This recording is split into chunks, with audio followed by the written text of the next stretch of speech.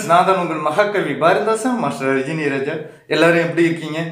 கடைசி பதிவில் வந்து போட்டிருந்தேன், நான் வந்து கோயில் கட்ட போகிறேன். கோயில் கட்டுறதுக்கு தேவையான லிங்க சிலை வாங்கியாச்சு, விநாயகர் சிலை வாங்கியாச்சு, முருகன் சிலையை வாங்கிட்டேன்.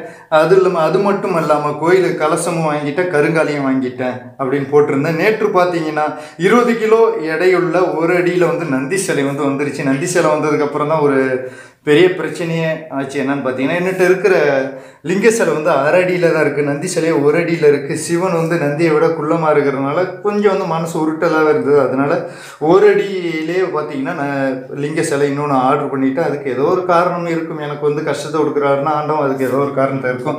சரி, இன்னைக்கு எதை பற்றி பார்க்க போகிறோன்னா வச்சிங்கன்னா, கோயிலுக்கு தேவையான அனைத்துமே வாங்கியாச்சு. இன்னும் ஒன்று தான் இருக்குது. சிலை வைக்கிறதுக்கு முன்னாடி பார்த்தீங்கன்னா மருந்து அரைச்சி வைப்பாங்க. அதுக்கு அடியில் பார்த்தீங்கன்னா வச்சிங்கன்னா ஒரு தகடு நவரத்தினமும் 5 காசும் வைப்பாங்க.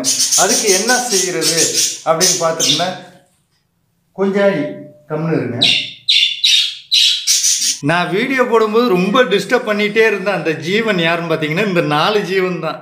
அம்பிகாவதி, அமராவதி என்கிற ஈஸ்வரன் பார்வதியும், இந்த ரோமியோ ஜூலியட்டுங்கிற பாரதி மற்றும் பிரியை, இந்த 4 பேர் தான் வந்து என்னை வீடியோ போடாமல் ரொம்ப டிஸ்டர்ப் பண்ணிகிட்டே இருக்காங்க. அந்த சிலைக்கு அடியில் வந்து ஒரு தகடும் நவரத்னமும் அந்த 5 காசும் வைப்பாங்க.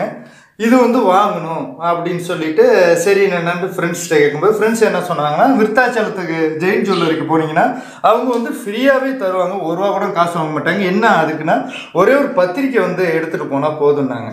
நான் சொன்னேன், நண்பா, நான் கட்டுற கோயிலுக்கே உண்டியிலே வைக்கக்கூடாதுன்னு ஒரு எண்ணத்தில் இருக்கேன். பொதுவாக யார் ஒன்றும் வந்து வழிபட்டுட்டு போகலாங்கிற மாதிரி தான் கோயில் கட்டிகிட்டு இருக்கேன். இன்னொன்று பார்த்தீங்கன்னா, பத்திரிக்கை என்பது தேவையில்லாத ஒன்று நான் நினைக்கிறேன்.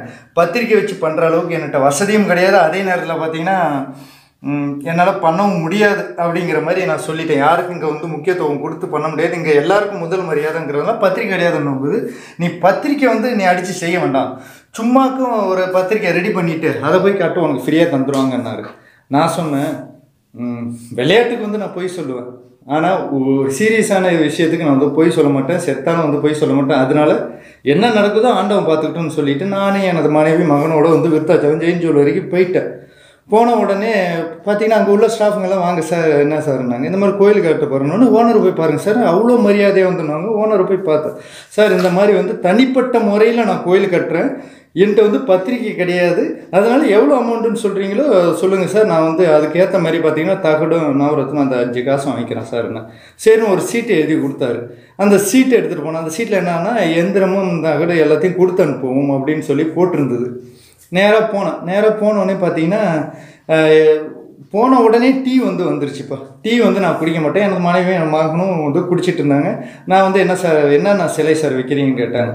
நான் வந்து லிங்க சிலையும் வைக்கிறேன் சார், அதே நேரத்தில் முருகன் சிலையும் வைக்கிறேன், கணபதி சிலையும் வைக்கிறேன், நந்தி சிலை வந்து வந்துட்டுருக்கு சார், பலிபீடமும் வைக்கிறேன் சார்னோடனே 5 தகடு எடுத்தாங்க. 5 தகடுக்கு ஏற்ற மாதிரி பார்த்தீங்கன்னா நவரத்னங்க 5 தகடுக்கு ஏற்ற மாதிரி 5 காசாக வந்து ஒரு பாக்ஸில் போட்டு எல்லாமே வந்து மொத்தமாக ரெடி பண்ணி வச்சுருந்தாங்க. எனக்கு பக்குன்னு ஆயிடுச்சு. என்னடா நம்ம கேட்க வந்து கம்மியாக இருக்கும், சும்மா நார்மலாக இருக்கும்னு பார்த்தா இந்த அளவுக்கு பிரம்மாண்டமாக இருக்குது. கிட்டத்தட்ட 7 ரூபா 8 ரூபா வந்துருமோன்னு ஒரு பயத்துலேயே வந்து நான் வந்து கீழே போனேன். ஏன்னா என்கிட்ட இருந்தது வந்து வெறும் 5 ரூபா தான் நான் வச்சுருந்தேன், 5000 ரூபா தான் வச்சுருந்தேன்.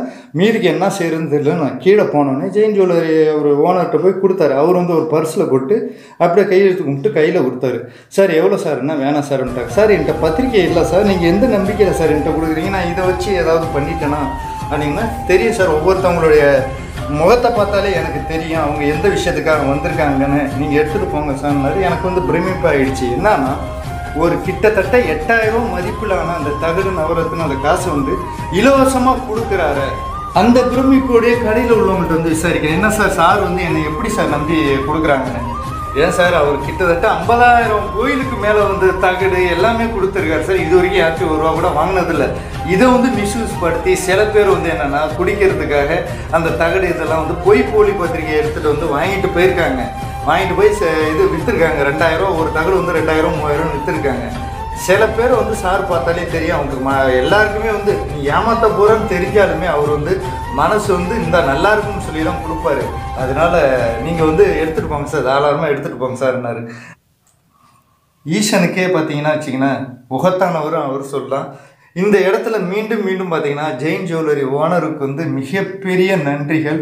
உங்களுடைய சேவை வந்து என்றும் தொடரட்டும். உங்கள் பேர் கூட எனக்கு தெரியலையே, மன்னித்துக்கொள்ளுங்க.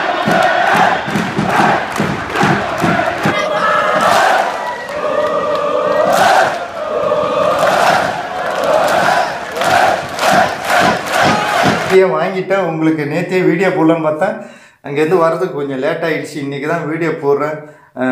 நண்பர்களே, நீங்களும் யாராவது கோயில் கட்டுறீங்கன்னு முடிவு பண்ணிங்கன்னா, கோயில் கட்டுறாங்கன்னா நேராக விருத்தாச்சலம் ஜெயின் ஜுவல்லரிக்கு போனீங்கன்னா நீங்கள் வந்து கோயில் கட்ட போகிறோன்னு சொன்னீங்கன்னா ₹1 கூட வாங்க மாட்டார். இந்த கோயில் தாங்க என் வீட்டில் இருக்கிற கோயில். இதை தான் வந்து புதுப்பிச்சு இன்னும் கொஞ்சம் பெருசாக கட்டலான்னு சொல்லி தான் வந்து பார்த்திங்கன்னா ஒரு 5.5 அடியில் வந்து கட்டலான்னு சொல்லி பிளான் பண்ணேன். ஆனால் இப்போ வந்து 6 அடியில் வந்து நிற்கிது. கோபுரத்தோடு சேர்த்து 11 அடி வந்துடும். இது பார்த்திங்கன்னா என் வீடு வந்து தெருவில் தான் இருக்குது. தெரு என் இடத்துல இருக்கிறதுனால தெருவுக்கு மையமாக இருக்குது. அடுத்தது பார்த்திங்கன்னா ஜல அபிஷேகத்தில் வந்து விநாயகர் வச்சுருக்கேன். அன்றைக்கி ஒன்றா இருந்து இன்றைக்கி தனித்தனியாக வச்சுருக்கேன். பார்த்திங்கன்னா ஜல அபிஷேகத்திலே பார்த்திங்கன்னா முருகனை பார்க்கலாம். இப்போ வந்து நேற்று வந்து நந்தி சிலை இருக்குது. பக்கத்துலேயே வந்து லிங்க சிலையை வச்சுட்டு, லிங்கம் பார்த்திங்கன்னா ரொம்ப சின்னதாக இருக்குது பார்த்திங்களா. இதுக்காக தான் வந்து பார்த்திங்கன்னா பெரிய சைஸில் வாங்கணும்னு சொல்லிட்டு மீண்டங்கிற கருங்காலி இங்கே இருக்குன்னு அப்படியே பார்த்துக்குங்க. கலசம் இருக்குது. இது வந்து நான் வந்து மேலே அந்த பொம்மை மாதிரி வைப்பாங்கள்ல, அதுக்காக வைக்கிற சேலை. இது வந்து என்னுடைய சாமி ரூமு. என்னுடைய சாமி ரூமில் பார்த்தீங்கன்னா என்னென்ன ஃபோட்டோ இருக்குன்னு சும்மா அப்படியே ஒரு கிளான்ஸ் பார்த்துக்கலான்னுட்டு அப்படியே வச்சுருக்கேன். வேறு ஒன்றும் இல்லைங்க. இதுதான் என்னுடைய வீடு. ஜெயின் ஜுவல்லரியோட ஓனருடைய சேவையை பற்றி நீங்கள் என்ன நினைக்கிறீங்கன்னு உங்களுடைய கருத்தை வந்து கீழே கமெண்ட் பாக்ஸில் வந்து கமெண்ட் பண்ணுங்கள். அடுத்தது பார்த்தீங்கன்னா கும்பாபிஷேகம் பண்ணுறதுக்கு எவ்வளோ ஆகும்னு விசாரிச்சுருந்தேன். இன்னும் 2 மாதத்தில் பண்ணிவிடுவேன். எவ்வளோ ஆகும்னு விசாரிக்கும் போது கிட்டத்தட்ட 20,000 ஆகும்னு சொல்கிறாங்க. ஒரு கால பூஜை 20,000 ஆகுறாங்க. அந்த அளவுக்கு நம்மள்கிட்ட வந்து வசதி இல்லை. நான் 1 மாத சம்பளத்தை முழுசாக போட்டாலுமே பத்தாதுங்கிற அளவில் தான் இருக்கேன். என்ன செய்யலாம்னு யோசிச்சுட்டே இருந்தால் அப்போ தான் வந்து ஒரு ஐடியா தோணுச்சு. ஏன் சிவனடியார் வச்சு பண்ணலாமே அப்படிங்கிற ஒரு ஐடியா தோணுச்சு. இந்த ஐடியாவை பற்றி உங்களுடைய கருத்து என்னங்கிறது கீழே கமெண்ட் பண்ணுங்கள். அடுத்த வீடியோவில் சந்திக்கலாம்.